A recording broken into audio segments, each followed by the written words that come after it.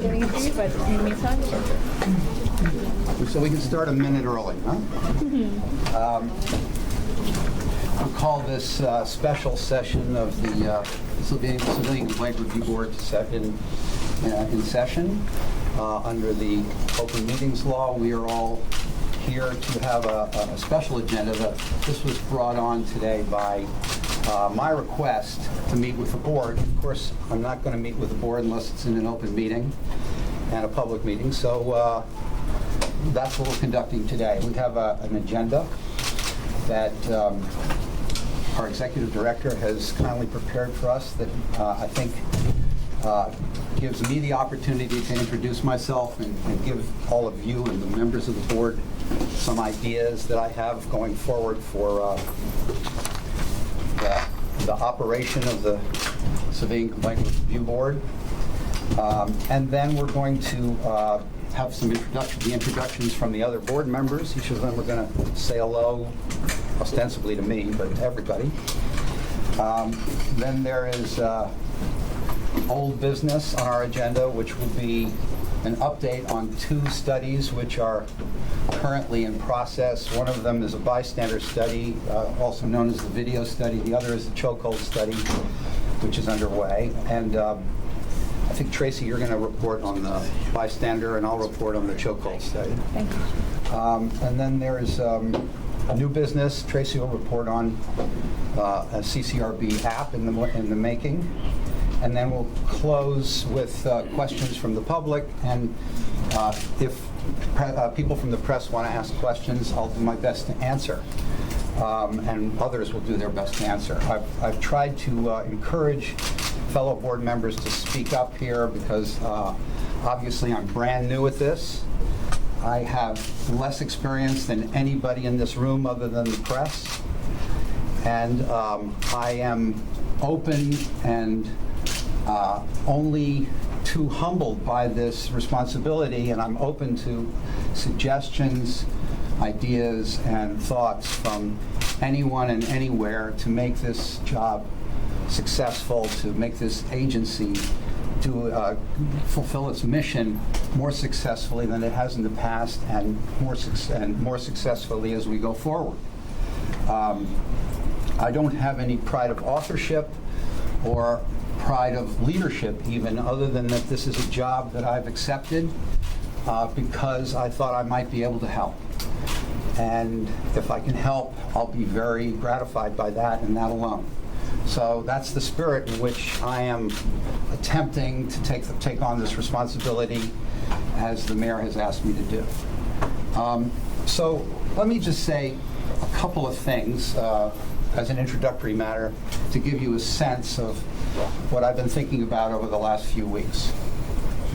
First of all, I want it absolutely clear that I am completely committed to the proposition that this is an open meeting, that our meetings will be open, that our actions will be transparent, and that the only times we will go into executive session is when privacy demands it, when personnel matters or people's personal aspects of people's personal lives are at stake, or there's something that is requiring of board action that would be compromised if it were public and if it were prematurely provided to the public.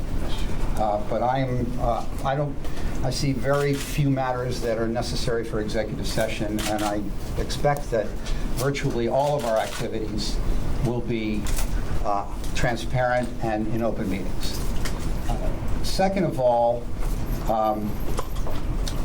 I think that we should understand that I was appointed with the promise and the mandate to have a different form of communication between the New York City Police Department, New York City government in general, and the CCRB in the past.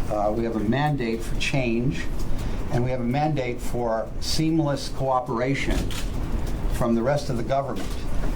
If we are inhibited in any way from working with other branches of the New York City government that we rely on for information or that we need to work with and get cooperation from, that is going to be a major problem, and I'm here to attempt to solve those problems and make our capacity to get things done perhaps different than it's been in the past, but that's really not the issue, really functional and seamless in the future. Thirdly, I want to say that we are going to work closely and cooperatively, and I think the right word is seamlessly, with the Inspector General. And of course, Peter Zimroth, if that were appropriate, and any other agency. But I want it clear that this agency has certain duplicative functions with the Inspector General, and very separate functions as well. But where our interests overlap, we're going to support each other without any qualification. So with that, I have, with your permission, I have a bunch of things that I wanted to kind of put out there. And literally, these are ideas. This is the first forum in which I am airing these ideas. And the idea here is to get this board, to see if this board, with its expertise and its far greater experience than I have, is interested in these ideas, and whether there will be, at the next formal board meeting next Wednesday, some subcommittees formed to really explore these ideas and their viability, and the going forward process of seeing whether we can conduct business here in new ways, and hopefully in more efficient and more effective ways. So, might I ask if there's an agenda for the public, and whether or not there's going to be here it public is. comment? Yes, there's going to be public comment. Michael, you will have every opportunity. Later. I think for a number, I have about 7 ideas that I want to talk about. Very briefly, each of them, I hope, and if it stimulates conversation from the rest of the board, I hope you'll chime in and talk to me about these ideas, your first reactions, and we can go from there and figure out where and how we should explore these ideas. If you think they have any viability at all, if you think they're completely stupid, just tell me. I have no pride in this, but I'm trying to explore, even at the risk of making a fool of myself, some new ways of doing things. So, in the past, I know this board has operated in reviewing cases and voting on cases in panels. I'm told, and I think it comes from a lot of different sources, actually, not just one or two, that panels have different philosophy about different kinds of cases, and it's actually like judges and like appellate panels and so forth. They're somewhat predictable. I think that's not the best way to go, and I thought we should consider the possibility of having a computer program which simply generates for each case a panel that comports with the statute, so that there's one police representative, one city council representative, and one mayoral representative on each panel to comply with the law, and that it is a random system, so that no police officers and no complainants can feel prejudiced by being funneled into any particular panel, whether that's by chance or not. That's one idea I had. Any reactions to that for the moment? I think that's a great idea. I do too. Okay, good. Well, I'm one for one. So far, we should talk about how that's implemented. Really, that's more of a Tracy matter than anybody else, because it's really finding the right computer program and implementing it and getting the IT aspects of this to work. Mr. Chair, our computer tracking system can randomly assign panels exactly how you've stated. So that's something we could implement. Great. Well, I mean, we can figure out how to implement it so that we're not prejudicing anyone who's already in the system. We don't want to change things that are already going on, but at some point moving forward, we could think about how to do that. Secondly, I believe that mediation in this organization has been underutilized and is a huge opportunity to gain traction for police-community relations. I want to discuss the possibility of having opt-in mediation rather than opt-out, or I should say opt-out mediation rather than opt-in mediation. That this organization, when it does intake or immediately after intake, very early on in the process, schedules a date for mediation. And the complainant and the police officer obviously have to agree to it, but the complainant can opt out. But if he or she doesn't opt out, there's a mediation scheduled, and it's one of the very first steps that takes place in the process. And I'd like to hear people's thoughts about that. I think that what I read that is that the products of mediation are very satisfactory. There are a lot of cases disposed of to the satisfaction of both police officers and complainants through mediation. There may be some categories of cases which are not appropriate for mediation, and we would separate those. But the rule of thumb, the rule for intake would be opt-out mediation, so that everybody would be mediated unless they decided they didn't want to be mediated. There wouldn't be pressure. It would just be an option to get out instead of an option to get in. It may mean that we have to have some capacity in-house for mediation, which I think is a good thing. We shouldn't necessarily rely on all outside mediators, because sometimes that can be unwieldy. We may have opportunities to mediate very quickly if we have a capacity in-house. Now that obviously involves an investment and training and an initiative in that regard, but I think that's something, my view is that we ought to explore that. Yes, Tony. I've always been a proponent of mediation, and I've advocated that there's probably very few cases that cannot go to mediation. And I think we're in complete agreement when we met with Susan Herman, who's a trained mediator, Yep. and we had a rather lengthy discussion about this, and I think she's of that opinion also. You know, and I think there's very few cases that we should not mediate, or attempt to mediate. Attempt, exactly. Right. And I, yes? Yeah, I agree with Tony, and we have been discussing expanding mediation. I've never heard it framed in the way that you have framed it. I think it's much more manageable the way you have framed it. And so I'm very, very interested in exploring it further. Great. Well, I'm, again, these are subjects for subcommittees of people who want to work on this on the board with staff help. And we can email over the next course of the week and figure out which subcommittees, which people can do what. I'm not wedded to the committees we have, although we can use them if it's appropriate. But if people are interested in this subject matter, I would encourage any one of you who's interested in this particular subject or any of the others I'm about to mention to volunteer and put your energy into this. All right. Yes. I think you got a winner there. Good. And the reason why I'm a strong proponent of mediation is because you get the complainant when there's the greatest amount of emotion and the lack, the brevity of time. So you'll get cooperation and you'll get participation.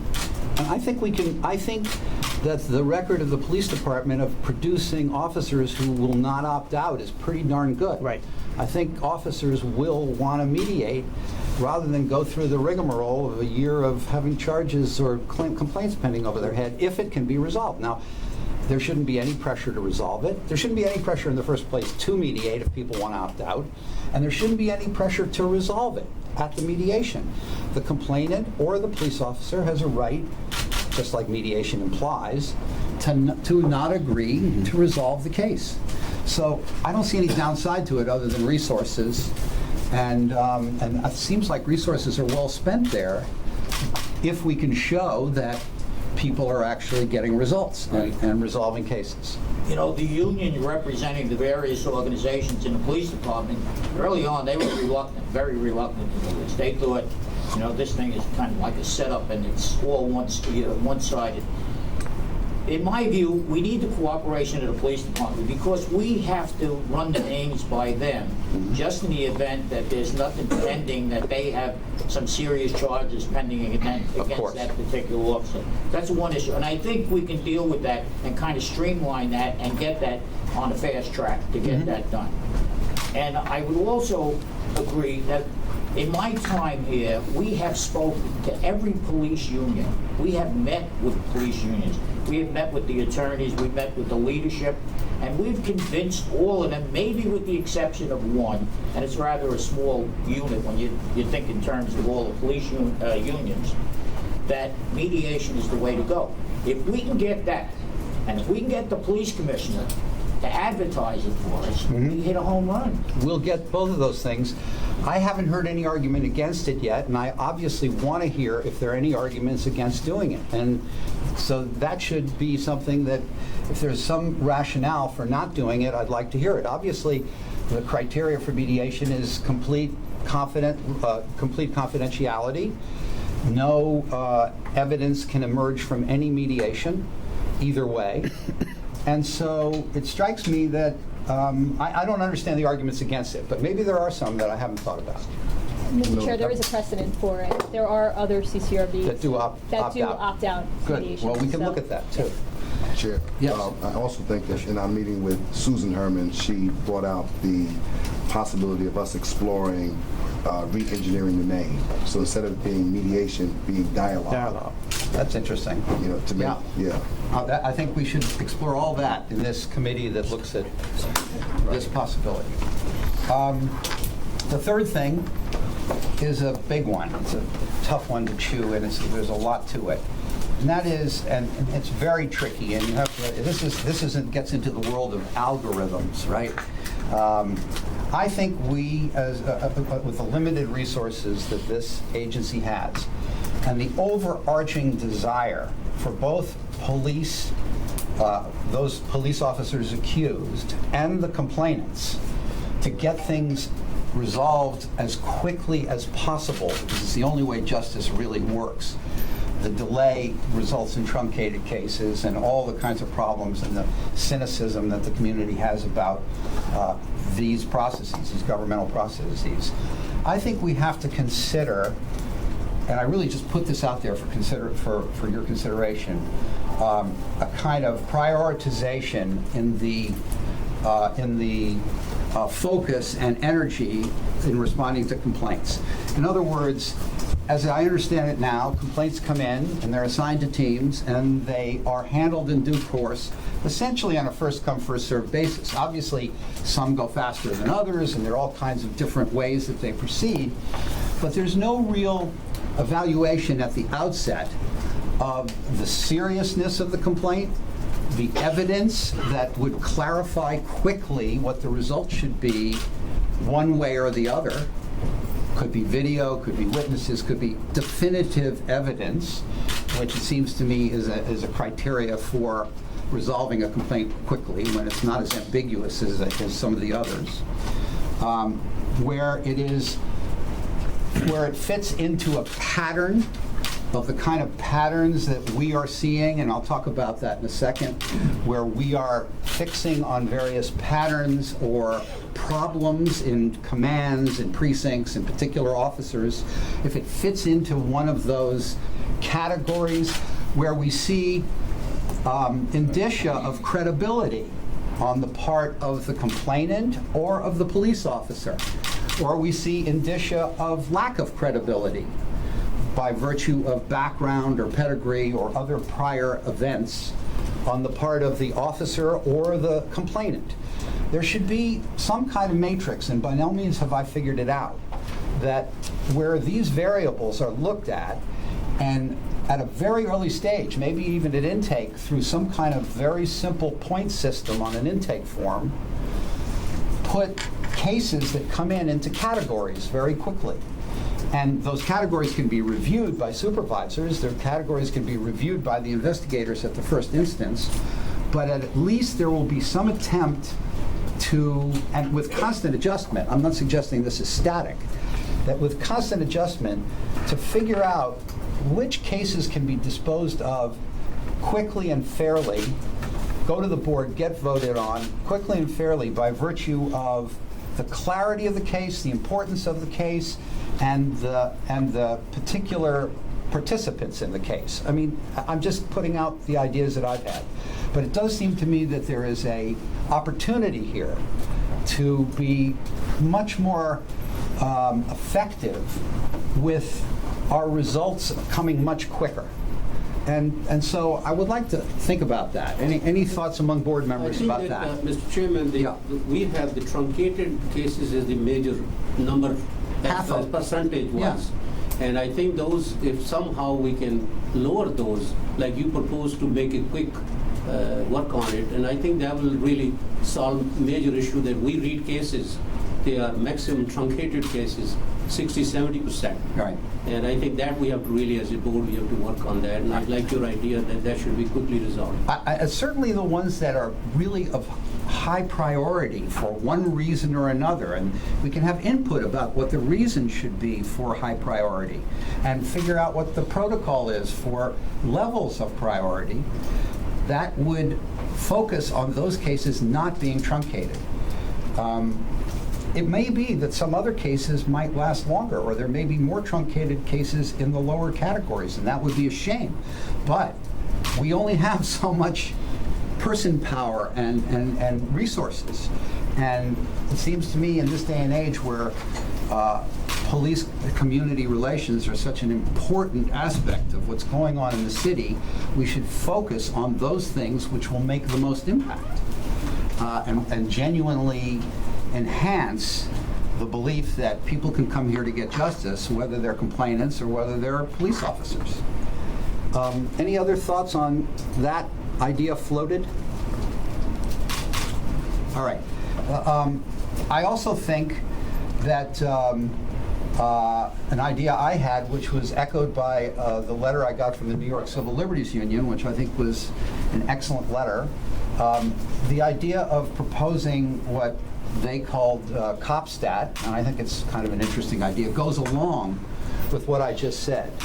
In other words, that we report trends, we report patterns, we report commands, we report precincts, we assess data. We have this unique situation here, right? We are the repository of all civilian complaints in the city. Yes, there's some that go to IAB. Yes, there may be some that go to the TV stations. And here, but the basic place where citizens come, lawyers, that's the other place they go. The basic place where complaints come is to the CCRB, right? 7,000 or 8,000 a year. That is a trove of information.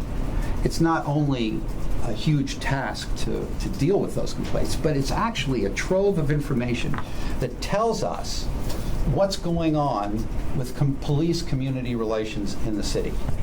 And we have not tapped that, as far as I can see, to really make sense of that and to make judgments that will enable the police department to be forewarned about things that are developing, that are percolating up among this trove of information, and can result in transfers, can result in training, can result in all kinds of prophylactic measures to prevent abuse from occurring down the road, or to prevent from conditions occurring, or prevent or head off at the pass things that we won't have to deal with later.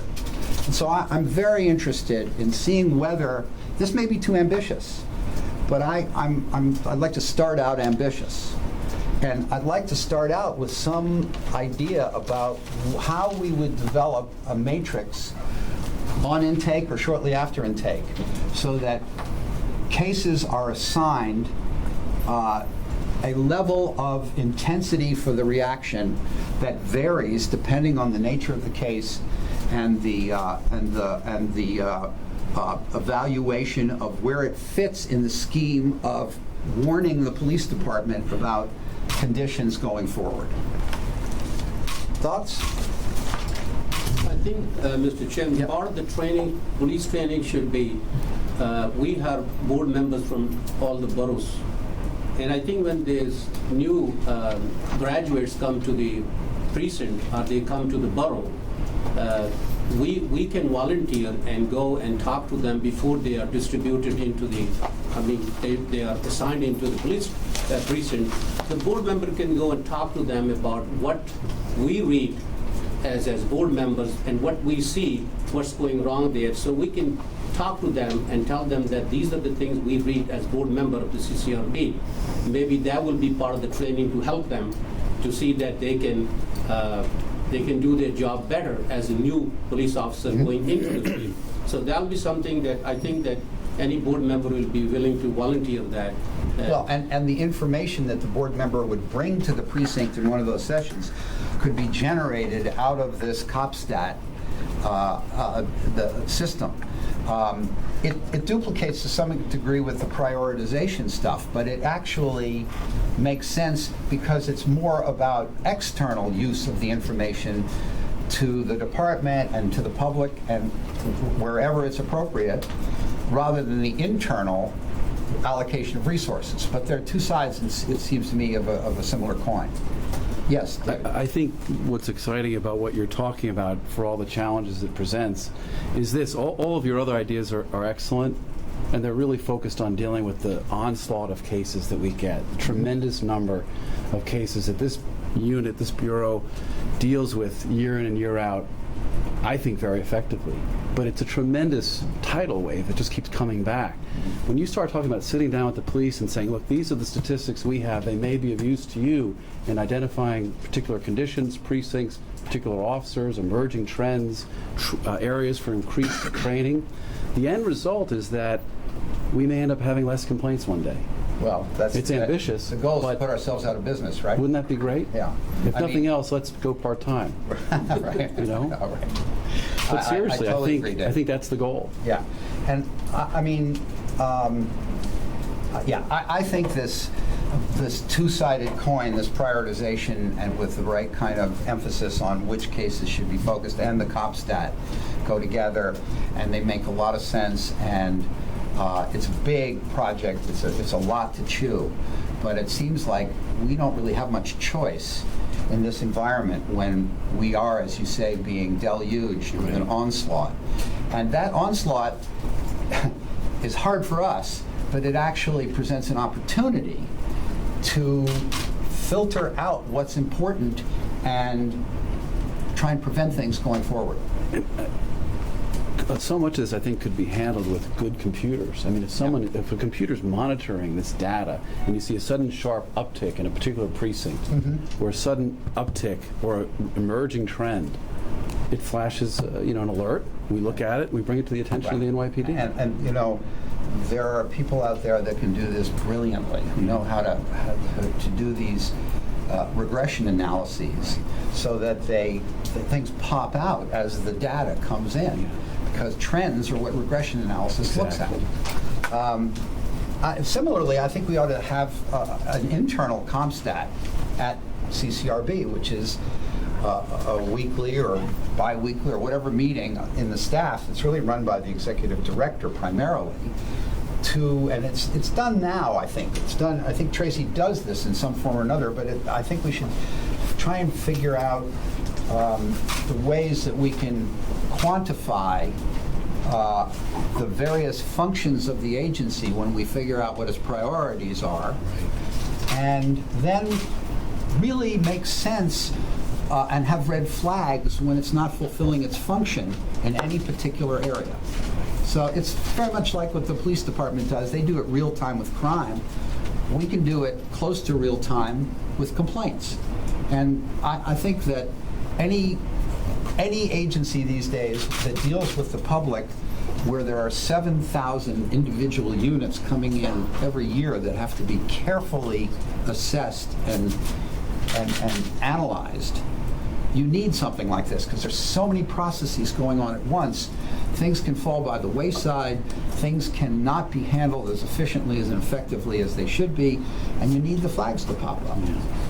Richard? Yes, please. I think these ideas are great, and I think this raises the underlying concern that I've had coming onto the board is the lack of modern infrastructure. I mean, it just startles me how antiquated our infrastructure is from Even an in IT this perspective. beautiful new office. But this is a great start, but from an IT perspective. And so many of these things can be easily done with the system. And I think the charge as chair coming in, working with the executive director, is understanding that and understanding that it's going to be a big cost to the agency. Right. And it's something that we have started looking at, but the costs have just been prohibitive. And so just keeping that in mind as we go forward, that's going to be a big aspect. There's no question in my mind that we're not going to get everything we want. But I have every belief that we can, if we show that we have a good plan that is likely to result in better community police relations ultimately as the outcome. I mean, this mayor and this administration ran on that platform. And he's got to put his money where his mouth is. And we're going to extract it one way or another. I think the city council is a completely open ear to this type of change. Certainly, our mission is to enhance the ultimate goal, right? The ultimate goal being that people can get justice here, both cops and complainants, and that they also can walk in each other's shoes by having mediation early on, and they can get a real sense of what it means to see a place where people care and respond to their needs, and and they're fair about it, clear and fair. But you're right, it's money, in the end, you got to have the resources to do it. Police department has a lot of resources. We should be able to get some too. Agreed. Finally, this is, I don't know, this is sort of dealing with the flip side of prioritization. And that is, what do you do with the less serious complaints? And Dave and I talked about this a little bit at lunch the other day. I think we have to have, or consider, I think we have to consider and evaluate whether there are diversions of less serious complaints after if mediation fails, so that investigators get essentially with board review ultimately, but not the kind of plenary review that we do on full-fledged serious cases that come up and are voted and charged, but a kind of a less thorough necessarily review of some categories of cases. And I don't know which ones would qualify. Maybe there are none. But it seems to me if we're going to put high priority on some cases, there are going to be other cases which are lower priority, and that we're going to have to give staff more discretion in some of those areas than they have now to either dispose of them finally or at least make recommendations which we would presumptively follow, unless there was a strong reason or we were alerted to a reason not to. So, and the other thing that strikes me is that I'm not sure whether, and this is literally a floating in idea, I don't want to be adamant about this, I'm not sure whether stop and frisk by itself anymore is appropriate in this agency. It strikes me that there's a lot of resources out there now being devoted to stop and frisk. There's the Peter Zimroth, there is the court, which is overseeing stop and frisk, and I'm not sure that when we get stop and frisk, we shouldn't refer it in the first instance. That's not to say that we shouldn't ultimately, we're not giving up jurisdiction over stop and frisk, but I do think perhaps if it's a pure stop and frisk and it doesn't involve any other form of FADO, then we should be considering whether other resources are better equipped to handle those than us. I don't think we should be shy about trying to marshal what we do best and put our resources there. And where other people are concentrating in particular areas on particular subject matters, we should be cooperative and collaborative with them to provide our resources and our support and our information to those other places to resolve those matters. Now, every citizen has a right to come in here and make a complaint. So we can't tell a citizen that we're not going to handle his or her complaint. Similarly, there may come a day when every police officer wants to have an adjudication at the CCRB. I'll be looking forward to that day. But, and I don't think we can decline if somebody's demanding it of us. But if there is an opportunity to move cases to other places where there are resources, I think we should think about those possibilities.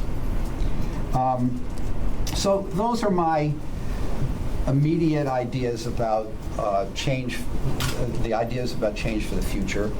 I'd love to have your thoughts about these ideas and your participation in pursuing them by being part of committees that look at them.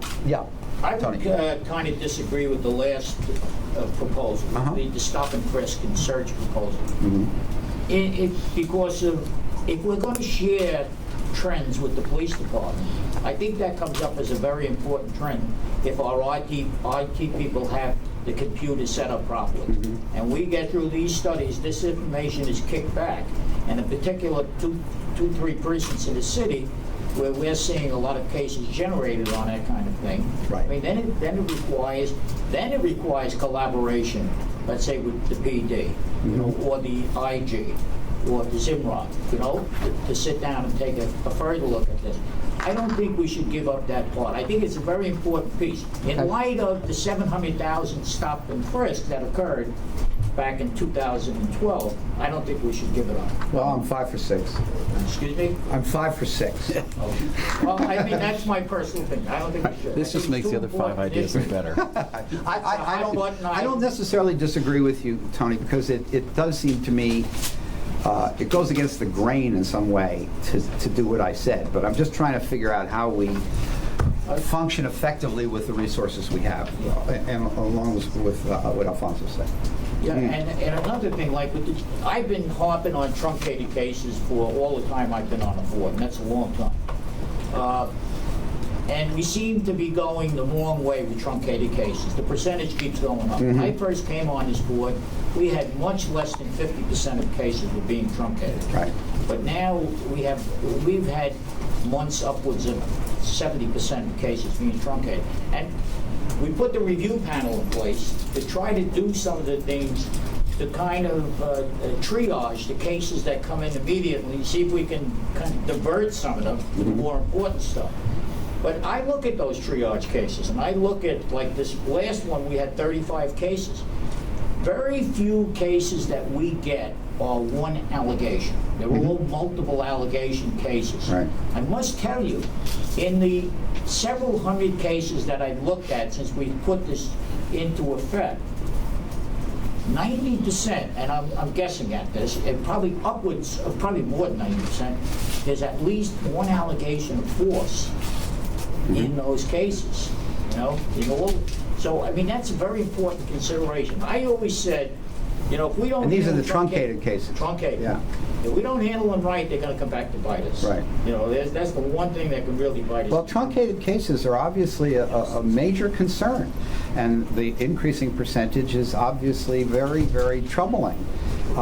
It speaks to the responsiveness of the agency in some sense, because if people don't think they're going to lose interest, right? If people don't think their cases are being taken seriously and pursued, and that there's a real sense of urgency about them, who would continue? You wouldn't. I wouldn't. Nobody would pursue it unless. I think there's some realistic concerns that come to play there. Budgetary being the primary. Yeah. You know, as the budget goes down and they want cuts every year.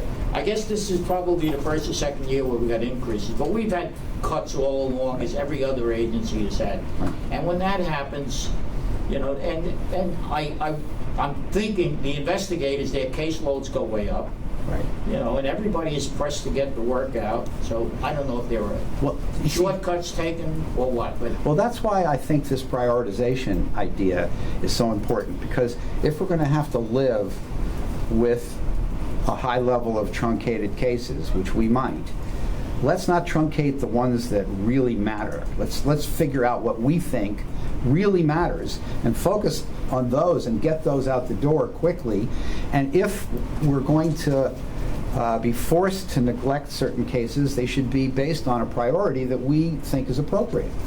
Mr. Chair, I would just Yes, point out please. that in the past year, the cases that have been truncated have actually decreased, and Mr. Simonetti has been one of the most seasoned, I would say, board members. So there has been an up and down Right. through your tenure, but I would say in the past year it has gone down, and particularly because of the intake unit, there has been a significant decrease because we're getting complainants in earlier for complaints. So it has been a good trend that we are pursuing mediation more, that we have the intake unit that has been able to handle the cases quicker and get complainants in earlier, so that the numbers for truncation has gone down. But again, it's something as part of your plan that you need to look at the big picture. Well, you know, the silver bullet here may be the mediation, the opt-out mediation, because you may be able to cut back on a lot of cases, and you may keep the interest of the complainants in pursuing things, because they're usually the ones that are truncated. They're the only ones who can truncate. So after having been in the same room with the police officer and having mediation fail, there may be a greater incentive to continue, even if it takes a little longer than they would like, or it involves time off the job, or if it involves things that they don't necessarily want to be doing, coming down 100 Church Street or going wherever they have to go to continue the process. So, I totally understand, and it's obviously the major concern here is the loss of people's idealism about what they want to do. They get cynical, they get tired, they get fed up, and they truncate. So that's unacceptable. We have to work on that as a very high priority, and I'm hopefully this prioritization idea will address some of that. So that's all I have up front with these ideas. It seems like enough. So with that, I would go to the report on the outstanding studies. Unless there's anything else we should discuss before that. Anybody else? Did you want the board members to introduce themselves? Oh yeah, let's do that. I'm sorry. I guess for purposes of, That's your field. I sort of get to know people now, but let's go around the room. Dr. Khalid. Mohammed Khalid from Staten Island, board member since 2005, and I've been the president of the Civic Association, two Civic Associations on Staten Island, the Iron Hill Civic Association and the Pakistani Civic Association for the last 20 years. And Jeanette just had a baby, so she's not here. And I enjoy working on the board for the last 9 years and read thousands of cases and try to do the right thing. My name is Rudy Landon. I'm a police commissioner designee. I was designated in 2012 by Commissioner Kelly, appointed by Mayor Bloomberg, and I did 37 years of law enforcement in New York. Hi, I'm David Liston. I am a mayoral appointee. I served as an assistant DA at the Manhattan DA's office for several years, and since then I've been in private practice. I've been active with pro bono criminal defense. I've been active in my community with a homeless shelter and feeding the homeless, and I bring to the work of the board of all those different experiences. I'm very excited about the future. I'm frankly proud of a lot of the good things the CCRB has done, and I'm excited about the ways in which we can even do better. Welcome, Chair. It's good to have you. Thanks. Bishop Mitchell Taylor, City Council appointee, grew up in public housing, Queensbridge, one of the largest public housing developments in the country. I think I have enjoyed serving on the board because of my unique capacity to look through the lens of what policing may see, and then also what public housing residents may see. And I also run and have founded the Urban Upbound, a nonprofit organization that used to be called East River Development Alliance, and we serve residents exclusively that live in public housing neighborhoods. And so we're in Queensbridge, we're in Astoria, and also in Far Rockaway. And welcome to the board. Thank you. Thanks a lot. I should say that I'm a practicing lawyer in New York City. Have a firm, Emery, Shelley, Brinkerhoff, and Abity, which does litigation and a lot of civil rights litigation. 50% of it is civil rights litigation. I come out of the public interest world, the New York Civil Liberties Union, the legal services, and I've I'm currently actually also not a member of the Judicial Commission. So I come to this sort of in the context of having had some experience for 12 years, 10 years, 11 years, disciplining judges. So it's kind of an interesting thing to be exposed now to a different form of review of official conduct. And I'm actually very interested and challenged by this role, obviously. Tracy, everybody knows. My name is Jules Martin. I am a police appointee. I served in the police department for approximately 29 years. After leaving the police department, I spent about 16 years at New York University. I've been on the board for a number of years, since 1998. I enjoy working with the board. I think that we all have a role to protect the right of the complainants as well as the officers. So I, too, welcome you to the board. Thank you, Mr. Chair. Thanks a lot. My name's Alfonso Grant. I've been a CCR commissioner for 3 years now. I am currently an executive director in litigation at Morgan Stanley. I'm a former federal prosecutor in the Eastern District of New York, and have been very much involved in my community for a number of years. I am extremely excited about the next steps that we'll be taking as a board. I firmly believe that when you have a new guy on board, there's a window of opportunity to get some great things implemented and changed. And so I hope to push you and encourage you and be there to support you as we move this agency forward. Thanks a lot. Thanks a lot. My name is Young Yoon. I am a city council designate from the Bronx, and I am an attorney practicing Queens. Hi, I'm Joseph Puma. I'm the city council designee from Manhattan. And prior to your appointment was the most junior member of the board in terms of time served, with my appointment last December. And I started my career in city government. My career started with the city council, and I spent a longer time at the New York City Office of Management and Budget. Took a turn from that to go to the NAACP Legal Defense Fund, the first civil rights law firm in the country, and worked as a paralegal there.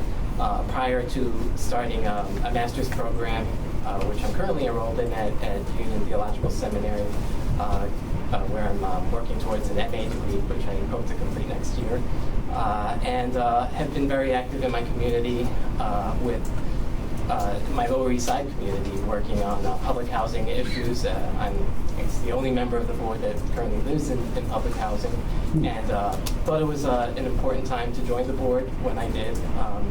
An important time for the agency, an important time for New York City, and I'm looking forward to working with you and welcome you. Thank you.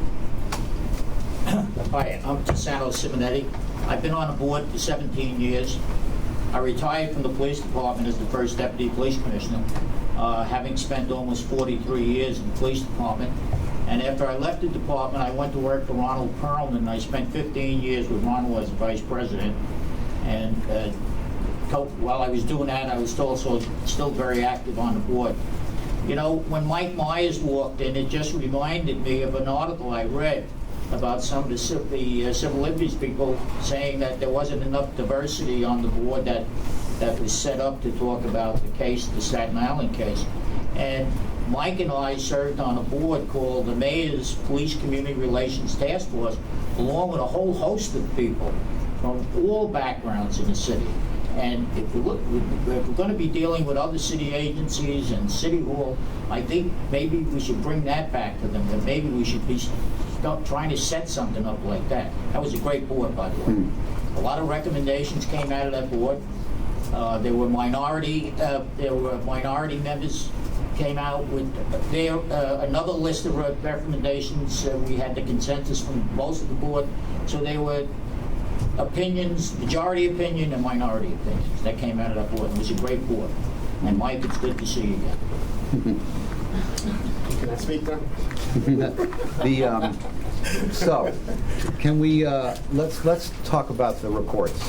Thank you very much, all of you. I think this is going to be challenging, but also a lot of fun. Thank you, Mr. Chair.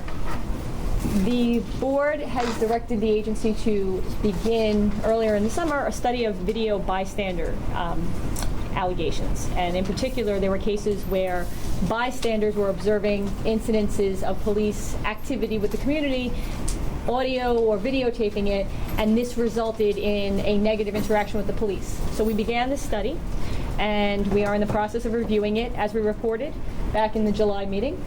We have reviewed the 43 cases that were closed this year with regard to incidences where individuals, either the victims or bystanders, were taking video or audio of a police interaction, and that some negative action was taking place by the police. We plan in the next few months to provide a greater study with regard to the past 2 years before 2014, so we will have more details on that. And what we are doing is essentially looking at the different cases, looking at what precincts they took place in, what officers, how long the officers were on the job, and whether or not they understood the patrol guide requirement that allows civilians to take photos, audio, or any kind of recording of an incident as long as it does not interfere with the police activity. So we will have more to report on that. It's the, when I first started doing litigation on against police officers a long time ago, this was the most common form of reaction, the threat that police officers sometimes felt from bystanders, and the overreaction on some occasions that occurred. It's a problem that just doesn't seem to go away. And it's certainly something that we have to be thinking about and addressing, because it seems like there's got to be a way to train people to be secure enough in their job not to react this way. You know what I mean? It's just a question of professionalism. And it happens, it doesn't happen all the time. Look, the Garner video that we saw, there are a lot of the videos, the police officers didn't really interfere with any of that. But there are going to be these cases where officers just cannot tolerate the notion that they're being documented, and we really have to analyze that and put that in a perspective. So the chokehold study, which we announced that we were undertaking the weekend after the terrible tragedy that happened on Staten Island, is underway.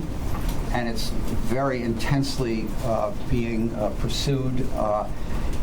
We reported already that over the last 5 years, there were 1,128 chokehold allegations.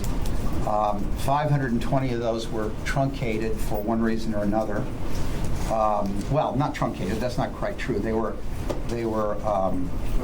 608 were not investigated. Not fully investigated. Not fully investigated for one reason or another. 520 were fully investigated. It is unclear at this point, and one of the things we're trying to get to the bottom of is how many chokehold allegations actually came into the Civilian Complaint Review Board. Because at the first instance, they're not categorized as chokehold cases. They become categorized as chokehold cases at some point when an investigator writes up a report that puts that statistic into the mix. So we don't know exactly yet, although we're going to try and determine how many chokehold allegations actually came to the CCRB in the first instance, whether there was a drop-off from that to the 1128, and then why from the 1128 we ended up with 10 substantiated chokehold cases. We're going to look at the 10 substantiated carefully and present them to the public in this report. And we're going to look at the ways that we hope we can better advise the police department to enforce the patrol guide standard, which prohibits any action which may interfere with breathing. So that's ongoing, and I can tell you that we're all very focused on this. I hope to have it done by the last week of August. It may take until the first week of September, but I do not expect it to be longer than that. I'm going to do my darndest, and I know Tracy will, and I know we all will, to get that done because of the emergent nature of it and the necessity of public understanding what we understand, at least. I don't think it's going to have all the answers, but whatever does. So we're going to give the information that we have as best we can, and then when we put it out, we're going to respond in a public forum to questions that people have about it. We'll give, hopefully we'll be able to give some time for people to digest it, and then I don't know how we'll do that yet. We'll figure that out, but we're not going to hand it out and then have you ask questions about it. We're going to let you digest it and figure out ways so that you have time to help us with the kind of questions that we may not have asked that we should have, so we can follow up. I don't think there's anything else to report on that of any significance, but it's certainly, as Tracy has said publicly, this is a very intense and high priority for this agency right now. Okay, what else are we going to do? In terms of new business? Yeah, new business, right. Tracy? The CCRB, in an effort to give the community a faster and more efficient way of communicating with us, is setting up an app. The application will be consistent and linked with 311, so that civilians who want to file a complaint and make a complaint will have an app that they can download and then be able to contact the agency either by phone, by email, or through that link, so that we can get complaints quicker and virtually on the scene of incidents as they're occurring. We are also looking at some point, working with Do It and the other city agencies, to create an uploading video and audio app along with it, so that the app will have options. But that is something that we are working on, and we're hoping to have rolled out by the fall. Okay, so I think it's time for public questions, commentary, whatever. Michael. Well, I'm Michael Myers, for the new members I'm the Executive Director of the New York Civil Rights Coalition. And You've been in that position for a while. That's right. I'm also president, but who's counting? I want to welcome Richard Emery as well to the board, but I must say what was lacking today, and I listened to your report, now I'll respond to that in due course. What was lacking today is a sense of urgency and a sense of impatience, and for what everybody came here for, and that is what in the heck is going on. The CCRB did not discover a long time ago these patterns and practices of chokeholds.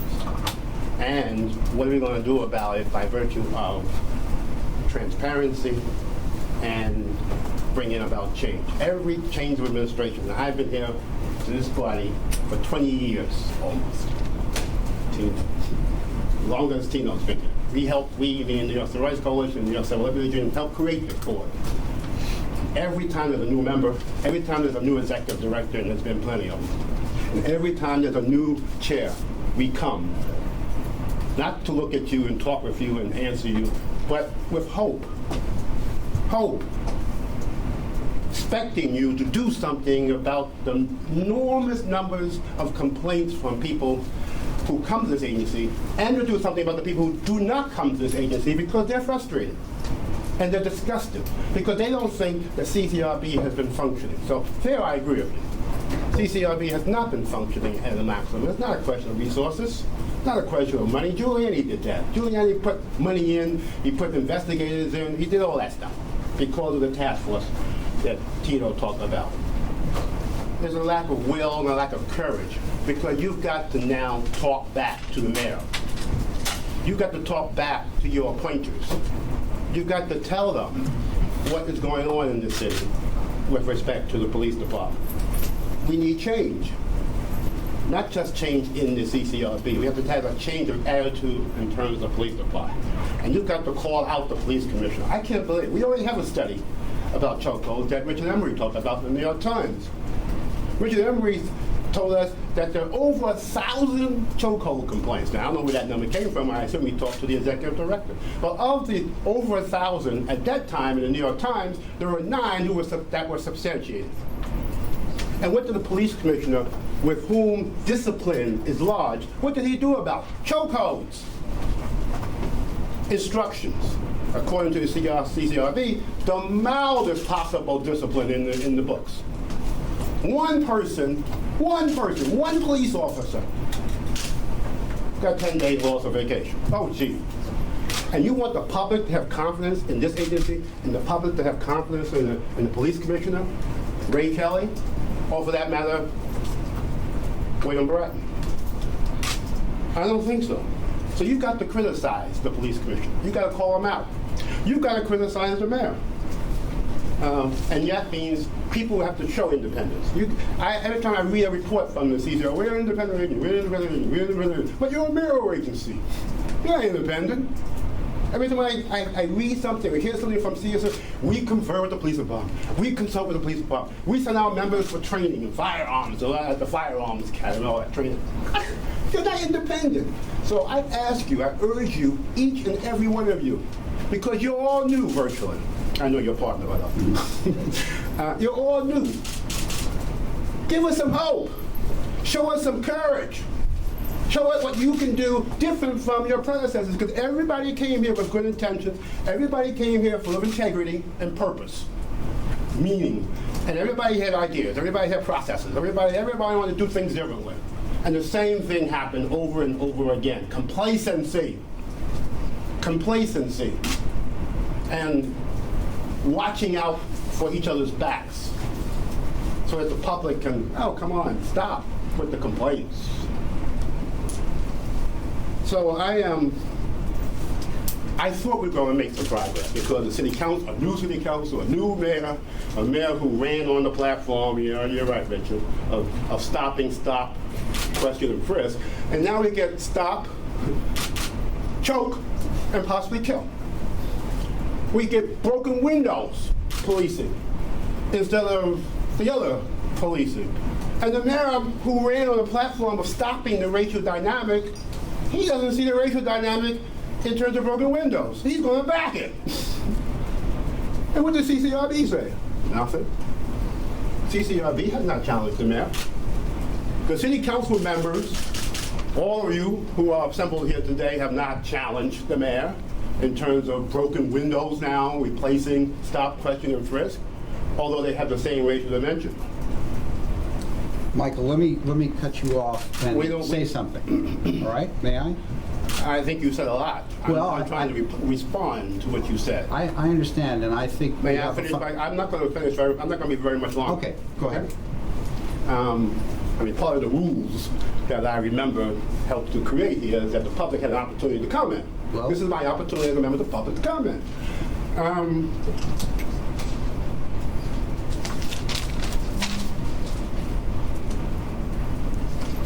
Mayor de Blasio, with respect to broken windows with that racial dynamic dimension, has been shockingly, alarmingly, appallingly indifferent. I want the CCRB to call him out. I don't want another study on chokeholds. What the study we need from the CCRB now is a study on broken windows. Broken windows. And its efficacy. Because the mayor said, it works. Mayor Bloomberg, he said the same thing about stop, question, and frisk. It works. It worked to target minority males and poor people, just like, it worked, and I use that in quotes, just like broken windows is doing the same thing. Targeting poor people, people of color, mostly minority, black and Hispanic men. I don't get it. The mayor ran against it, and now he's for it. Mayor Bloomberg said, it works, and now they've just substituted names for the same policy and practices. I have to say that unless the CCRB addresses in a matter of accuracy and takes apart, because the scholars I read say broken window doesn't work. Scholars I read say, look at the cities that don't have broken windows, law enforcement. Crime is going down there too. So we need some real rigorous scholarship on this matter. And if the mayor is, as I suspect, wrong, errant and is engaging in errant nonsense, then I believe he has to be called out on it. But that requires not more reports from the New York Civil Liberties Union, not more statements and press releases from Norman Siegel and myself. We got to hear from you because you are the guys who got appointed by the new city council, mostly minority. You are the guys who got appointed by this new mayor who is breaking his promises through backing up broken windows. So, in conclusion,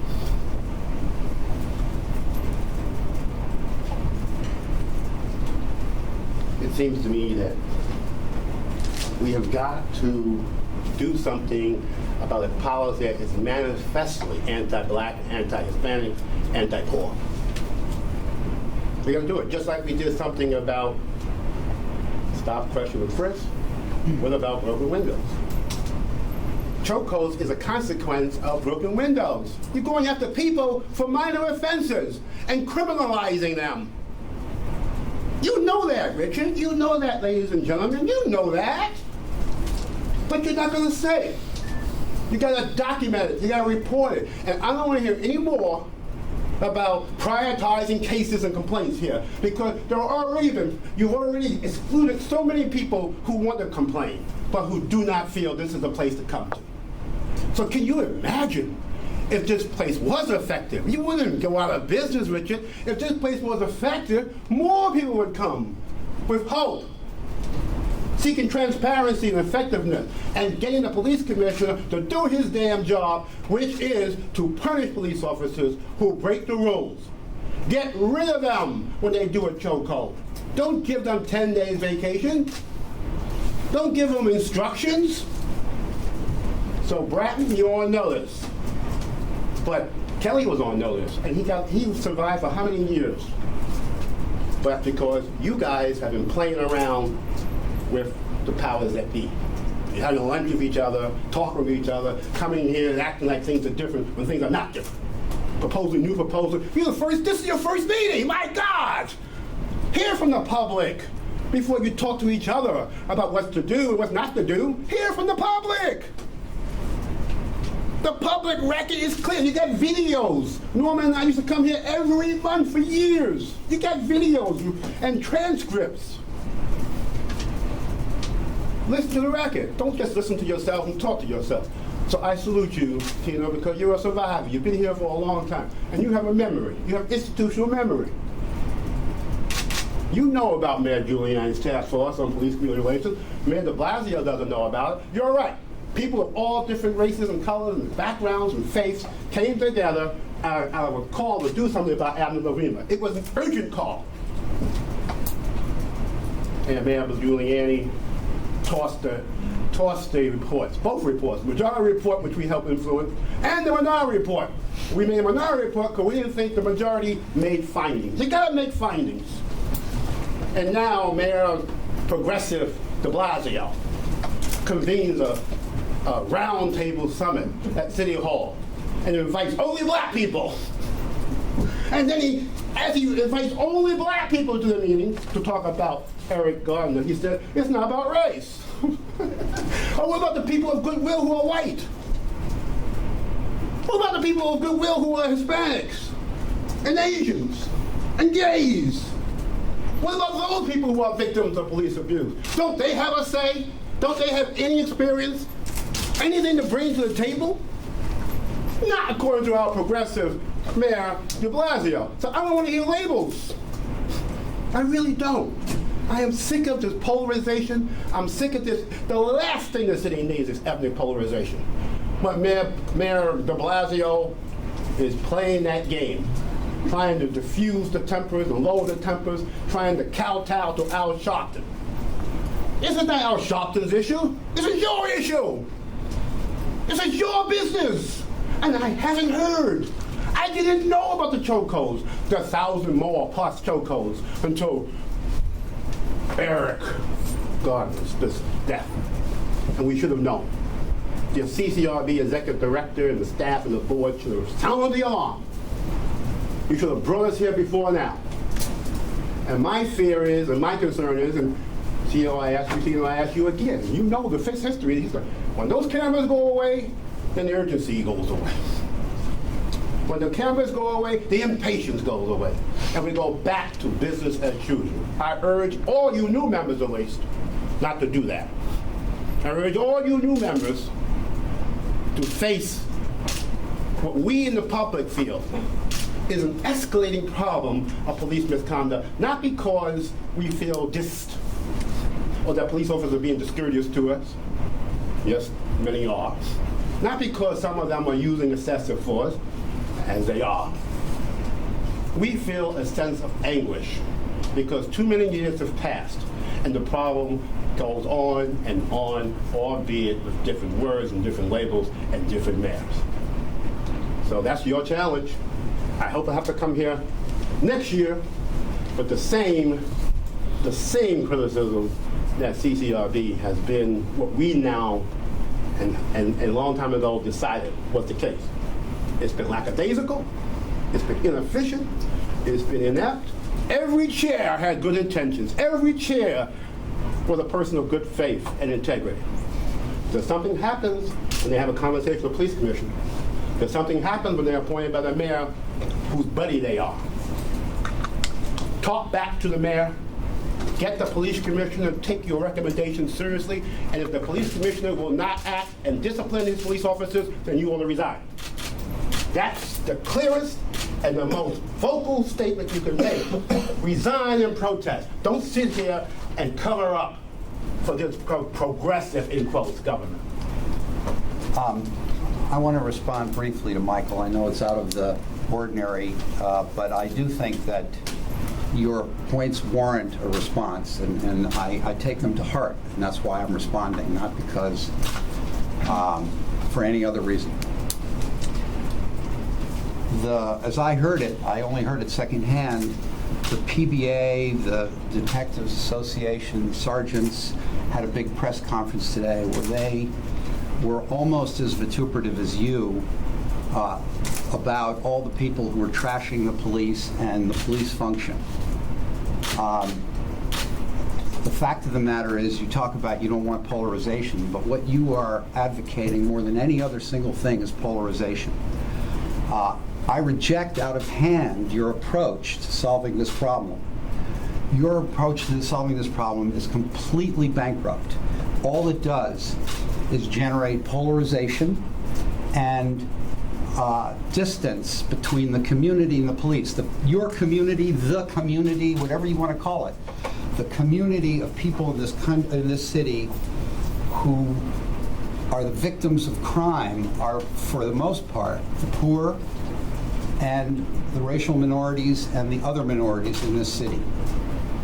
And they need the police, as even Al Sharpton says, which I don't want to quote Al Sharpton because I don't really need to, but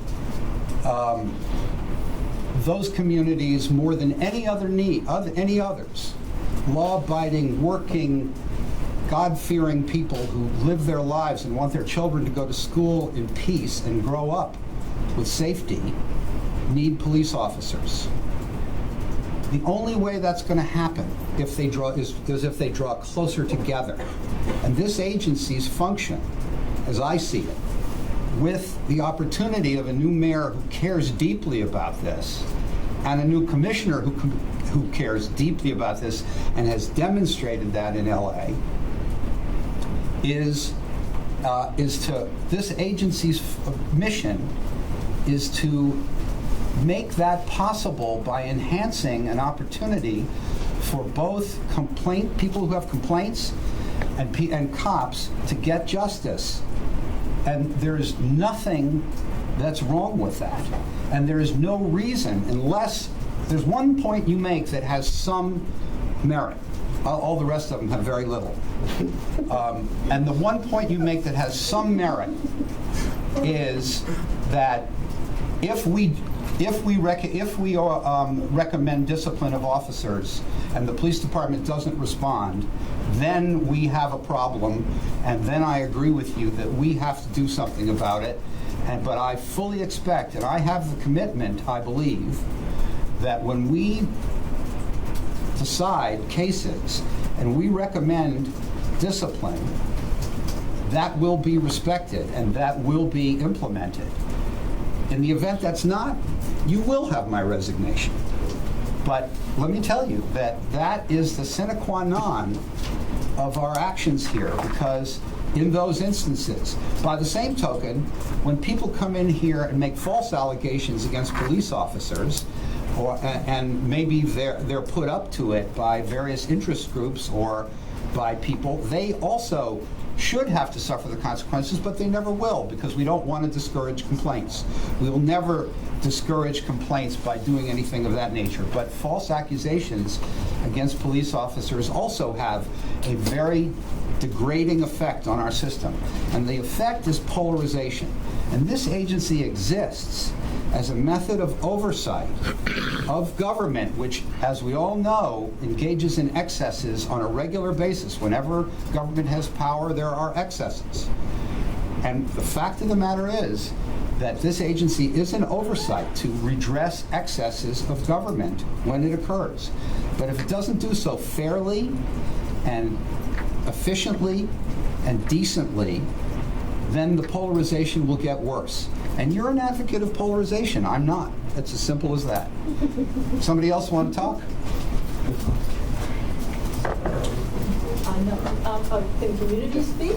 Sure. You're speaking for the community. Number one, I would like to ask, first of all, you lose from your lingo the minority community. You need to check into the census here in New York. Okay, we're not minorities. We're not minorities. We're citizens here. Do you want to give your name for under the law? Now, the other thing is, it is very arrogant for you to say to that gentleman who spoke the truth as the community feels it and sees it every day, for you then to put a stamp on it, well, I like one thing, but all the rest is crap. That's arrogance. That's the invisible backpack of privilege, we call it in California. The other thing I would like to say to the on this board, we want equal protection under the law. Equal. Broken windows is not equal protection under the law. We just met Mr. de Blasio as he was leaving, and there were policemen filming the gentleman who was simply exercising his First Amendment rights. We know that's illegal. Shall we run to you? I have about 6 cases that I filed here. In the community, we call you a joke. Let's be real now. You want to be real? It's 2014. Our children are dying. Our elders are being stripped in their own hallway by police and carried out. Our children are in chokeholds. Children! Forget Mr. Garner. Children! And I don't see the urgency. I hear you say the word outrage, but I don't see it here. I see you looking very hard.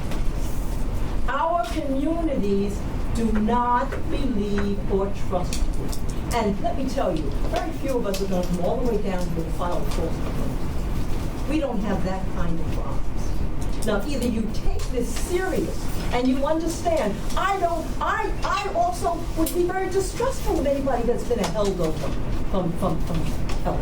I would be very mistrustful. And I don't see you sweating. I don't see you saying our communities, our young people have given up hope, and they don't trust our old heads. Now I'm going to end because I have a new grandchild. She's 5 months old, and I have a daughter in law school. So I'm going to be babysitting as of next year as she enters back into her 3rd year and doing internship. She can't be doing what I'm doing now. My daughter did it with me too. She can't be doing this. And if we don't get this right now, okay, you want to talk about polarization? You're going to feel some polarization. Thank you. I just have 2 quick questions. Well, why don't we, are you from the community also? Media. Media, just wait, let's have the community people talk first, and then we'll let media people ask questions. What? Yeah, can we start by introducing your name with your name? You want to talk? Yes, please? sir. Yes, sir. My name is Josman Trujillo. and I just had a question. One of the board members brought up about the police unions being on board with the CCRB. How does that jive with the role and the spirit of a watchdog or an oversight committee to be doing work where the police unions feel comfortable or are actually working with you or have a sense of ownership over what a body that's supposed to be overseeing the police department does? How does that jive with what the gentleman over here mentioned before about the police unions being comfortable with what you do? Well, I don't know that they're comfortable with what we do.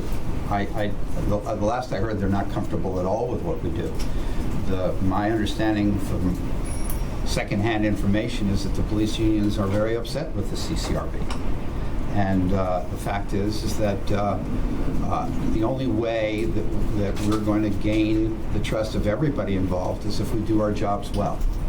And that's really based on what individual officers perceive as getting a fair shake and individual complainants perceive as getting a fair shake.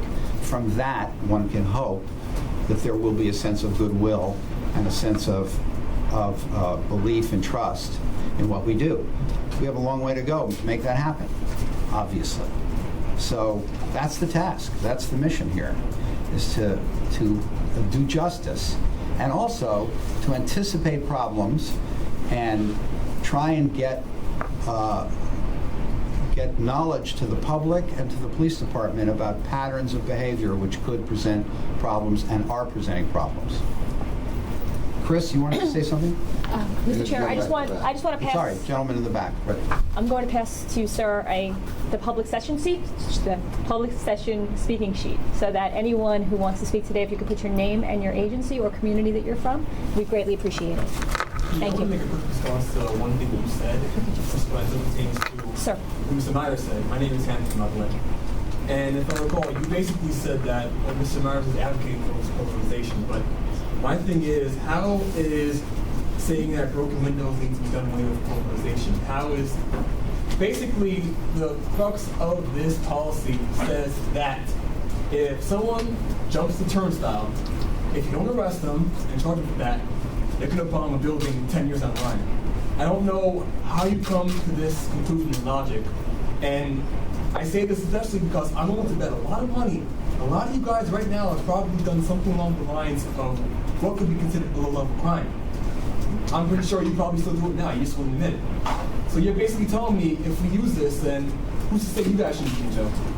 This makes no sense as a policy, as an ideology, and at the end of the day, it does need to go. I don't have much to say, but that's the gist of it, pretty much. And as far as ending polarization, I don't know if you, honestly, the polarization is coming to you guys at the end of the day. You guys are the ones causing it at the end of the day. People are just reacting to what you guys are doing. People, when you go in our neighborhoods and you harass us, we're reacting to that. You are the polarizing figures. You are the negatively charged atoms in the sphere at the end of the day. And in order to really, really honestly combat this, we have to take a really deep look into the department, because at the end of the day, it's really you guys who are doing this, and we're just reacting to that. So you can't say we're polarizing at the end of the day. That's on you. Look in the mirror and see yourselves, and you'll see what the problem is. Mr. Chris? Dunn, could you pass that sheet back? Thank you so much. Thank you. All right. Well, Richard, welcome to the CCRB. You made quite the splash. As someone who's been here every meeting for the last 10 years, I can tell you there's more press here today than has been here in 10 years. You even got Michael to show up. Michael, it's nice to see you again. You should come more often.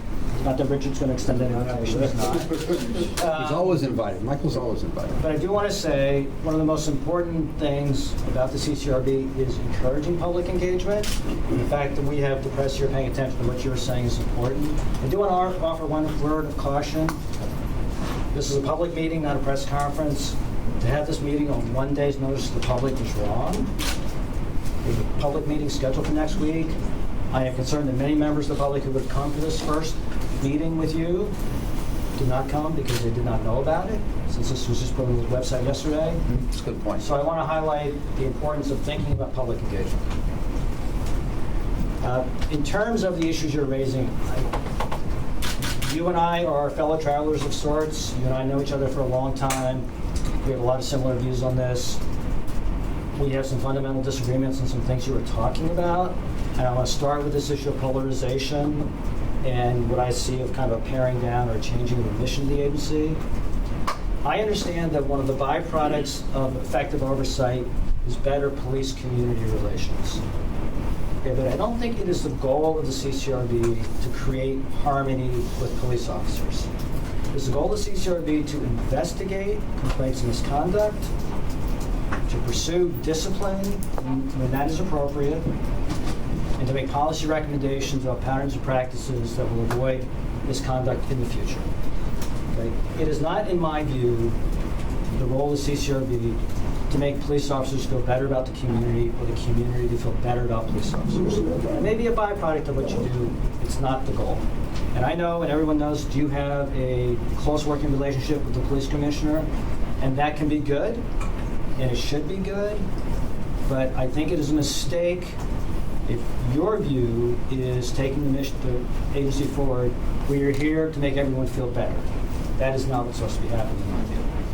And going to what you're talking about, the idea of, for instance, opt-out mediation, you and I have talked about this, very, very clear. It is not, in my view, a step forward for the CCRB getting cops together with complainants in a room so they can have a confidential chat and everyone goes away and that's all we know about misconduct. Okay, what is valuable about this agency and what the chokehold study will show is that when you investigate cases, you find out about misconduct, and then you have something to say not only about a police officer who should be disciplined, but about a policy that should be corrected. Mediation makes that impossible. When you mediate, there's no investigation. It goes into a black box, it disappears. That's not good. When you talk about taking a step back from stop and frisk, Tony, I'm always happy to hear you channeling me. And Tony is right. There's no way this agency can walk away from stop and frisk. And I heard you say, okay, I get it. And I know that you're putting things on the table. Right. Stop and frisk has been, for the last 10 years, the single major flashpoint between police officers in the city and the public. There are more interactions around stop and frisk than any other interaction in the police department.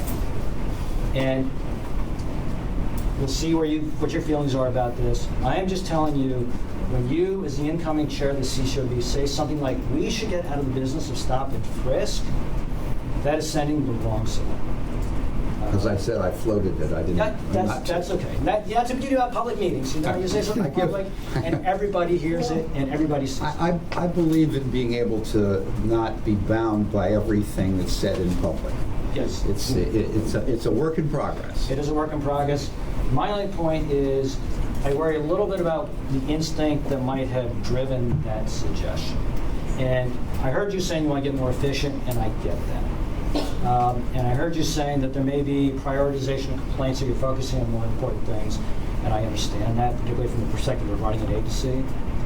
But the truth of the matter is, what this agency should be about is investigating complaints of misconduct as thoroughly as possible and figuring out where we are, both in terms of discipline for officers and policies and practices.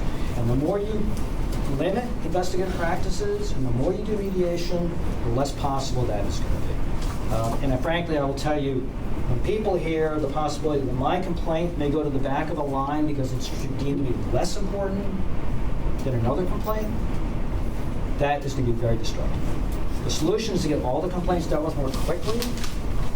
The solution is not, in my view, for the agency to be making decisions about which complaints are more or less important and putting the less important ones in the back. Because I don't think anyone who comes in and files a complaint is going to say, hey, my bad experience with a cop is less important, stick me in the back of the line. As a woman in the back said, nobody comes down here casually. Getting to this place is difficult. Pursuing a complaint here is difficult. For years, we have been talking about the fact that the truncation rate is through the roof, which is a reflection on the agency's ability to keep people engaged in the complaint process. And I just think that prioritization is not the way to do it. The final thing I'll say is on the two studies. I do think the chokehold study is essential. And one thing that is so important about the chokehold study is this agency, for many years, has done essentially no public policy reports. We now have an issue that everyone's paying attention to, and now is the time to use this event to to turn this agency around when it comes to playing a role in policies and practices in the police department. That is true for the chokehold study. That is true for the bystander videotaping study. Richard, as you mentioned, the NYC, you've been litigating this for 40 years now. Okay? We have 2 cases right now. It never ends. And it is time for the CCRB to say something about that and do something about it. It's time for the CCRB to do and say something about the chokehold study. And I hope that marks the beginning of a time in which the agency is much more focused on that. So, Richard, I welcome you. We look forward to seeing these reports when they come out. But I want to emphasize in closing, keeping the public engaged in the work of the agency is essential. And it's public meetings need to take place as regularly provided. People need to be able to get in here, and the agency should be welcoming public comment as much as possible. I'll see you on Thursday morning for breakfast. You will indeed. You're all welcome to come, apparently. Just one thing more, Chris. The only thing I do want to respond to one thing you said. Okay. I agree. Prioritization is a triage, and I only think about it, and I'm not committed to anything, but it's only because of the high rates of truncation that I'm thinking about prioritization. It's only because so many people walk away from here frustrated without getting a result that I'm trying to figure out ways to shorten the process, at least for the most important cases with the limited resources. And we can discuss this further, but I want you to understand that that's what's driving it. It's not because I think people should be turned away who have something lesser complaints. It's just the reality of an agency that's overwhelmed. Well, I will tell you, I don't view the agency as being overwhelmed. Well, I'm interested in that because it sure seems that way to me. And I think there is definitely a problem with how long it takes to complete investigations when they are completed. And the agency has gotten better over the last year. The monthly reports show that. The truncation phenomenon is really a separate phenomenon. Really? Because those are ones where there's no investigation that proceeds. Those are ones that just get sidetracked because the complainant doesn't oftentimes participate in the limited process the agency has. And so the agency staff is not spending any time on those complaints. They are not slowing down the complaints that are being investigated. We can talk about that because I have somewhat different perceptions about why there's so much truncation, and we should talk about that. All right, thank you very much. Some press people want to ask questions? I'm civilian. Sorry. You're a civilian? That's good. Great. Well, my name's Paul Dans. I live on the Upper West Side. First time I've ever come to a public meeting. I am outraged. This is the Civilian Complaint Review Board, and I wanted to commend Mr. Myers because he's the only one who's spoken with any degree, and the woman over here, that is the members of the public, with any degree of urgency. I cannot believe that this is the functioning of city government. We have reached what could only be described as hopefully the low water mark of policing. A gentleman was choked to death in Staten Island over allegedly selling a loose cigarette. I cannot go beyond the ridiculous and the absurdity of that. I want this board, and I came here, I'm an attorney myself, and I'm listening to this board, and you're going through regular, bureaucratic, how can we function, how can we move things off our plate more quickly. No, your charge should be 6 months. How can we get this agency to function, or we should close the doors and rethink this thing? A reformation, ground up. This is the only mechanism that civilians have to oversee this police department. This is the fundamental part of liberty.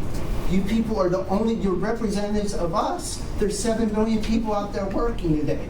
How many of them could come down here? I have 2 graduate degrees and a law degree. It took me 30 minutes to figure out this place. Where are the civilians? Get out in the public. Have an open meeting. Open to people, not after the TVs leave. I mean, it's not a matter of how fast you can process reports, and there needs to be an advocacy. And Mr. Chairman, I hear you. I like working together. I like reaching consensus. But this is an advocacy. You're an attorney. You understand the pursuit of justice in our adversarial system, and we reach justice by having advocates. We need a strong civilian advocacy, not an agency that's captive of the police department and its unions. I mean, I would welcome you commissioners to rethink your mission. Sit down, have white papers. Go, how can we open this up to civilian? I personally myself filed a complaint with this group a year ago. It went in the dead letter office. And I don't circulate with the community. I'm like working a lot on my own, just trying to make a living. And I hear that the community members, the few people who spoke, regard this place as a joke. Well, no kidding. I came to that own independent conclusion myself after filing a complaint with this group. Look, the time is now. There is a powder keg out there, people.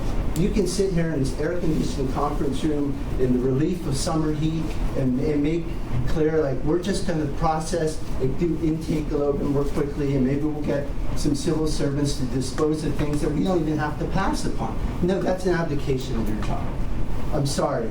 And if you're not willing to do your job, be kind enough to step down and let those of us who have the passion take it over. This is your wake-up call. You got 6 months. Do something. Yeah. Anyone else? I want to say something. Sure. Hi, my name is Keisha Pride. I attend New York Law School, and I actually had the privilege of being an intern here for the summer, and I think this is a great agency. And you guys have a lot of great prosecutors and staff. But I'm also from Brooklyn, and I'm from Bedford-Stuyvesant. I'm from Crown Heights, and I was listening to the board meeting, and I heard you say something about pulling back from stop and frisk.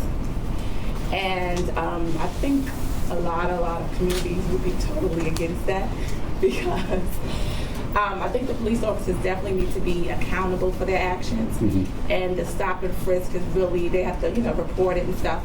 I think that has helped people of certain communities feel like you guys care, or they're being held, responsible for their actions.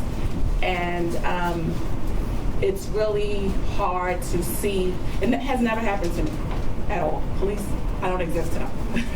But other people from our community, they get stopped and frisked every single day. And it's hard to have someone come up to you with a gun on their hip and they're asking you for your ID. It's very intimidating, and it's a violation of your rights. And if you're only stopping and frisking certain people from a certain neighborhood, and people who live across the street from Central Park, you're not going to stop and frisk. There's tons of people in Times Square. No one's stopping and frisking them.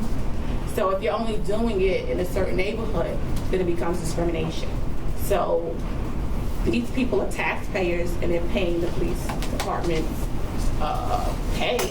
So I shouldn't be paying to be harassed, right?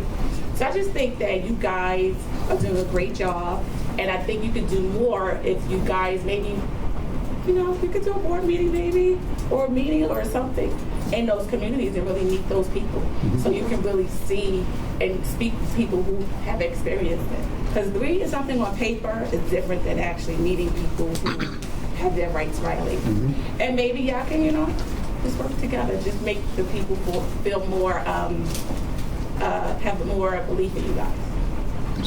Mr. Chair, Yeah. Mr. Chair, can I say something? Please. I don't want to remain silent in the spirit of provocation. We have done, as a chair of outreach, we have pushed the accelerator as hard as we can push in terms of moving CCRB into the 5 boroughs, taking our investigators into neighborhoods outside of Manhattan. We were in the Bronx last week, and we were in Brooklyn, and we're continuing this 5-borough access for residents that are impacted the most. And I've testified twice in front of the City Council, and I've encouraged them, I've implored them to fund us for outreach, because we have now investigators and team members that on their own time are volunteering to go out to these neighborhoods and do the outreach. And the reality is it takes, at one point, we're not going to be able to sustain that. So I want you to know that we do have a passion and a concern about this. I grew up in Queensbridge houses. I mean, I see people every day, and my office is right across the street from Queensbridge, and I see people every day interacting with police officers, and I don't like some of the interactions. And so, I like to have these public meetings in Queensbridge in Bed-Stuy, at the pink houses, in different areas that I know where high incidents and complaints are being made.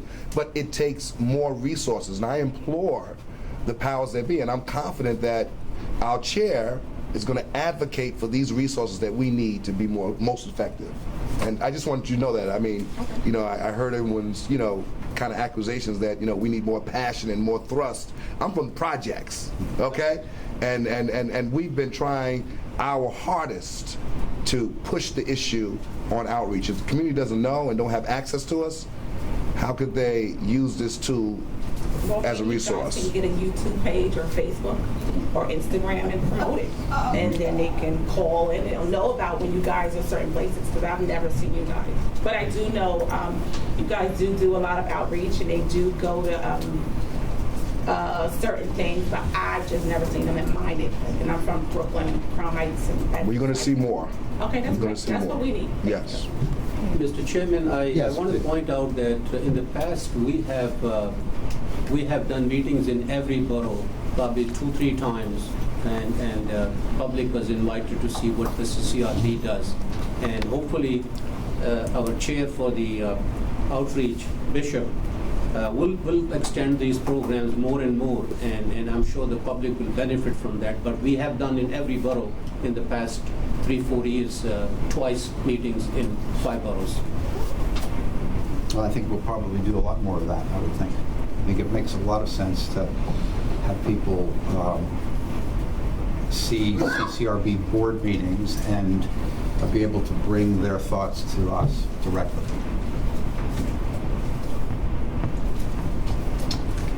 Anything else? Anybody else want to comment at this point? Well, I think we are then adjourned. Is there, let me ask.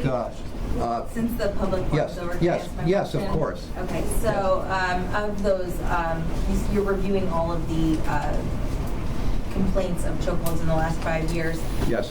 But it's a two-part question. The first part is, of those 1,000+ cases, do you expect that more than what's been substantiated already will be substantiated in the future? Do you expect more substantiated cases to come out of that during the review? And the second part of it is that of those 10 substantiated cases, I think 2 of them were dismissed outright by the NYPD. 1 of them resulted in the 10+ days of loss of vacation. A couple of them were retraining efforts. This doesn't amount to a terrible, I guess, punishment. And I realize that it is not your job to punish the officers in the substantiated cases, but is there anything that your office or that the board can do to encourage a higher level of punishment in these cases? Well, the CCRB, taking the second one first, the CCRB recommends, and we prosecute cases in the police department now under the MOU. The APU unit prosecutes cases there. And in that process, they try and obtain results, and there's a recommendation of discipline. Whether the police commissioner follows that or not, there has been, I would say, a disappointing response in the past with Commissioner Kelly. I fully expect that to change in the future when we substantiate cases. If the police commissioner does not respond to our substantiated cases, that will be a significant issue which will be public and open and addressed. And unless there are very good reasons why CCRB recommendations for discipline are not followed, and there may be good reasons that we get to respond to. There's a statutory provisions that entitle the police commissioner to state reasons, and there's statutory provisions which entitle us to respond to those reasons if he doesn't go along with that. So there will be a process which we are certainly going to focus on, that after all the work that's done here to substantiate a case, if it's not responded to in an effective way, that could very well become an issue. And I think that's part of my hope here, is that there is a new day with respect to how the police department responds to our recommendations for discipline.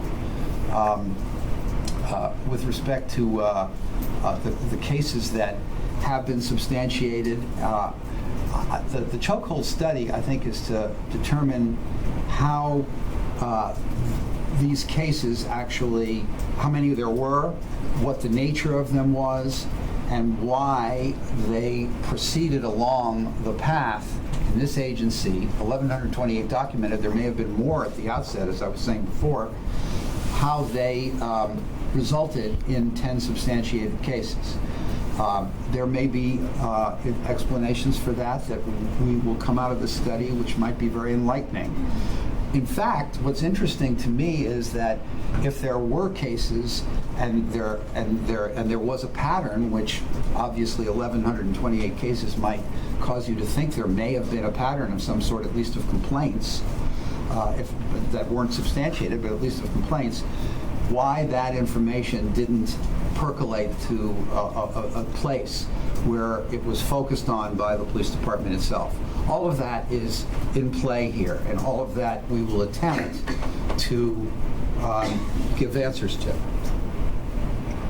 Yeah. Hi, 2 questions. Regarding when you were talking initially about the chokehold, you said it doesn't necessarily pop up in there when they initially come to CCRB, but then I guess in looking through paperwork later, you realize it's a chokehold.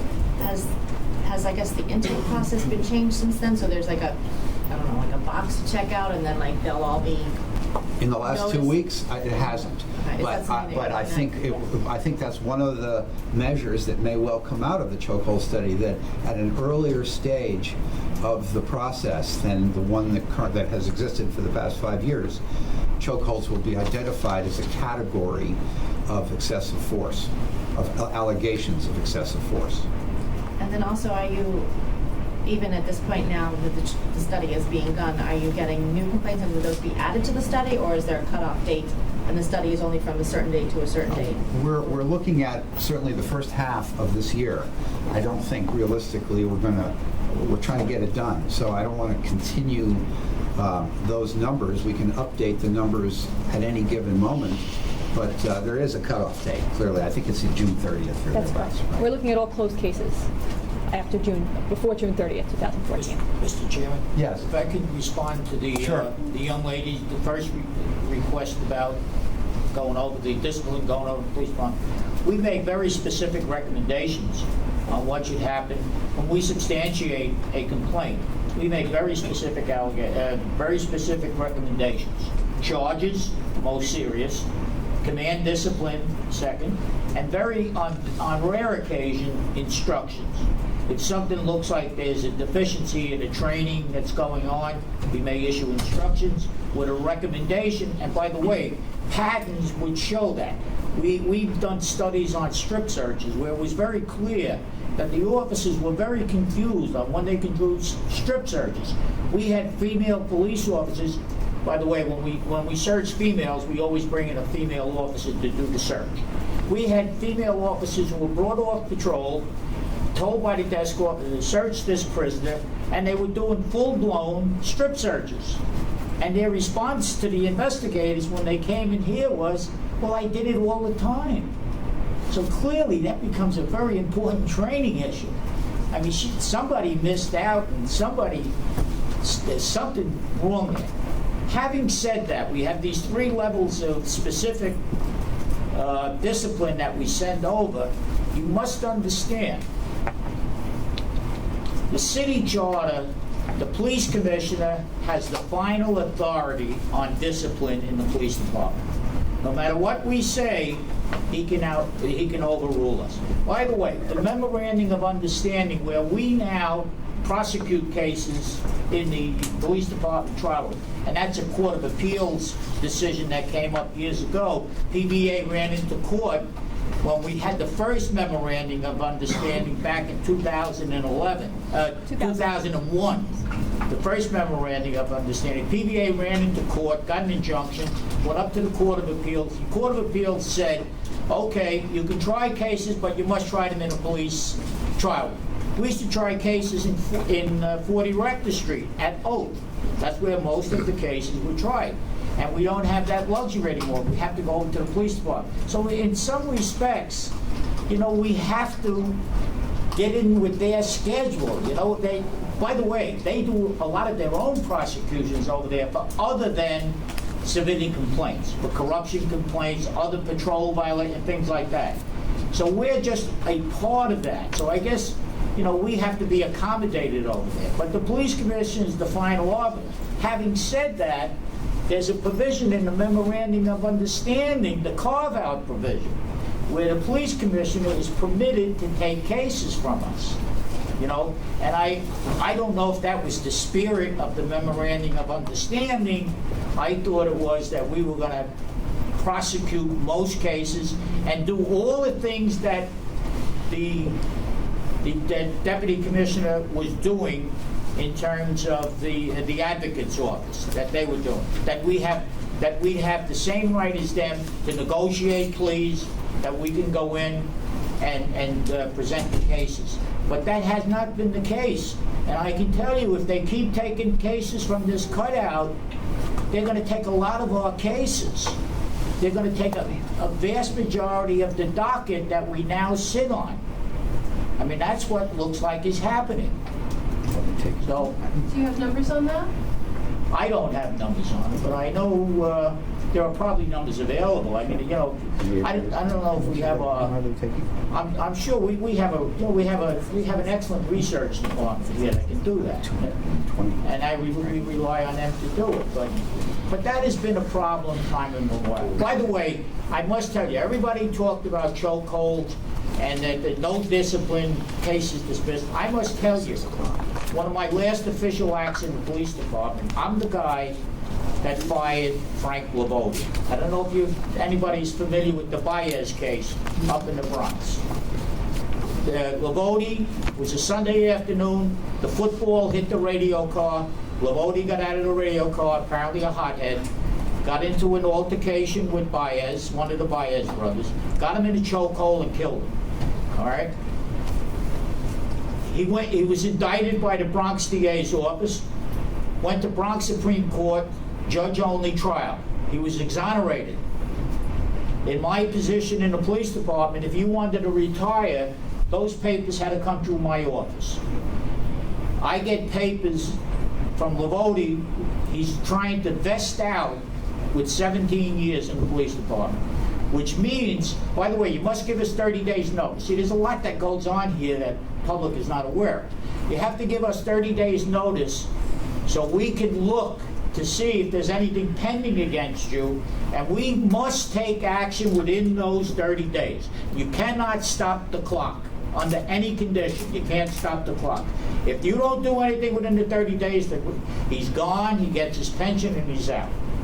And I must tell you, Mary Jo White was the prosecutor in the Southern District, and she told me, don't leave the case alone. We got a 1983 civil rights investigation pending. I told her, by the time you get done with your civil rights investigation, I'm going to be long retired, and Lavodi's going to be out of the job scot-free. So we went ahead and we prosecuted him, and we fired. Okay? I don't know if that's ever been done before, but we fired him. So I just want you to know that there are people that pay attention to this stuff and take it very seriously. And what Mike Myers said, you see, when I read the article about what him and Normie Siegel said, I felt the same way. Why wouldn't there be white people who are also looking for justice that are not represented at some of those meetings? That's the point I was trying to make. A lot of people really don't understand the work we do. Tony, right, go ahead. Hi, Mr. Emery, Matt Sludge of the Huffington Post. In addition to the chokehold study, is the board planning on looking back at the previous complaint involving Officer Pantaleo and looking into why that complaint was not substantiated? Well, that's a good question. I don't know the answer at this point. We have not made a decision about that issue. And I'm not sure we have a complaint on which we could do that, but I think we could take a look at the history, the record. Hi, Tom Tracy from the Daily News. Two quick questions. One is, and I think I know the answer, are you guys, there were several complaints made in regards to the Eric Garner case. Are you guys investigating those at all? You're waiting for the DA And also, the chokehold thing has been banned for like 20 years, and you guys constantly take reports of chokeholds. Maybe someone with institutional memory can help me, but have you guys ever filed a report with the police going, hey, 20 years ago you banned this, you're still doing chokeholds? Like you did 5 this year, you did 10 the year before, because it's part of your statistics. The first question with regard to, we have gotten multiple complaints about the incident involving the death of Mr. Garner, and some of them came from people who weren't even there. We get complaints from all over the country, people who watch the videos. What we've done is consolidated them into one case so that all of the complainants in that one that are discussing that particular incident are involved in one case, so it's not separate cases. Are you actively investigating it, or you're waiting for the DA to finish it? No, we are still investigating it. There's not a DA hold on it. Oh, okay. And in regards to, have you guys ever sent a paper to the NYPD saying, we've noticed in 2011 you had 10 chokeholds, which is a banned practice? What are you going to do about it? Not to my knowledge. Thank you.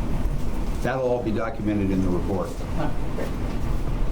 I think that's the point that you made, Mr. Chairman, that if we had our IT people, when all that stuff is input, that should jump out. Right. And it should show some pattern developed. Right. And I don't know what the number is, a dozen, 10, or something that we would alert the department. By the way, we've done that in the past. We've done that on many occasions with different issues.